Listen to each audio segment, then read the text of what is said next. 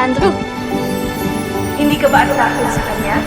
Matangkad, pogi, chinito, mabango. Hindi mo ba tayo ng ganyang lalaki? Hindi ko naman siya tinitingnan. Kaya dapat, titigan mo na. Makikita mo. Nagba-blush ka, anak.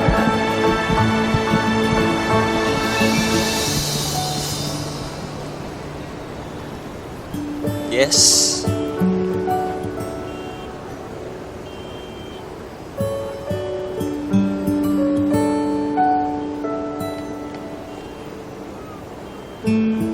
Joey.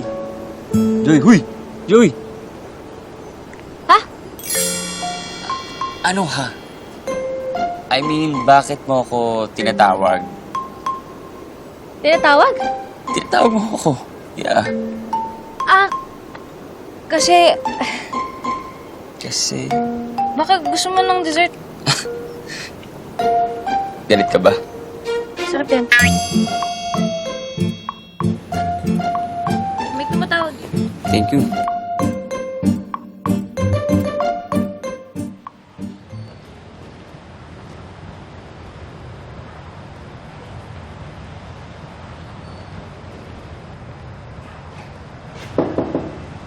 Come in. Major Delgado. Sir. Ito na coordination letter. At letter order na ni-request mo. Maraming salamat po. Itawag na rin kita sa Drug Enforcement ng Regional Office sa Norte, sa bayan ng Balmora. Mag-courtesy call ka sa Regional Director nila. Maraming salamat po, sir. At direct niyo ako dito sa kasong to. Pinag-isip ako mabuti yan. At ikaw pa rin ang best man for the job. Lalo na, ikaw ang nakakuha ng bagong lead. Huwag mo lang akong bibiguin, Major Delgado. Maraming salamat po, sir. Kayo po muna bahala sa mag-ina ko. Don't worry. I have someone to check on them all the time. Mag-iingat ka, Major Delgado. Thank you, sir.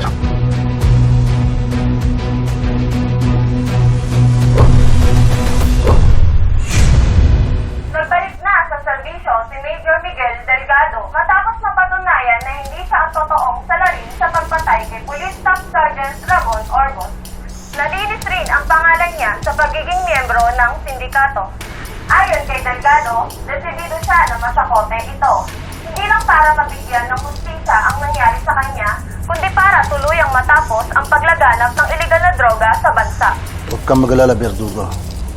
Lutong-luto na ang hinanda natin para sa kanya. Akalain mo, first day niya ulit sa serbisyo. Last day na rin niya sa mundo. Ilang beses na siya nakakalusot sa inyo. Siguraduhin mong hindi na ito mabubulilyaso. Makakaasa ka, Verdugo. Sir.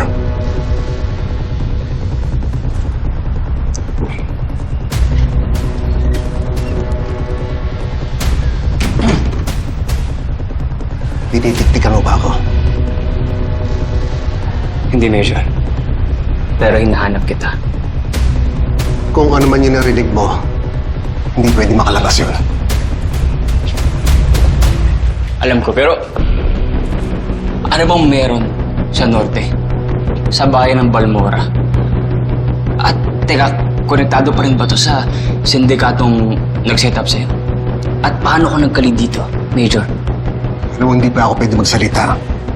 Dahil iniimbestigahan pa to. Isa pa, lead pa lang to.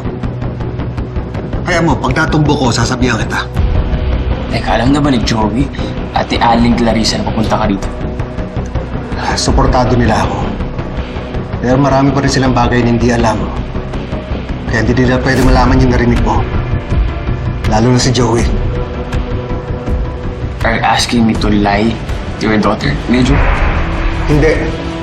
Ang sinasabi ko, protektahan mo siya. Sa mga bagay na alam mo, ikapapahamak niya.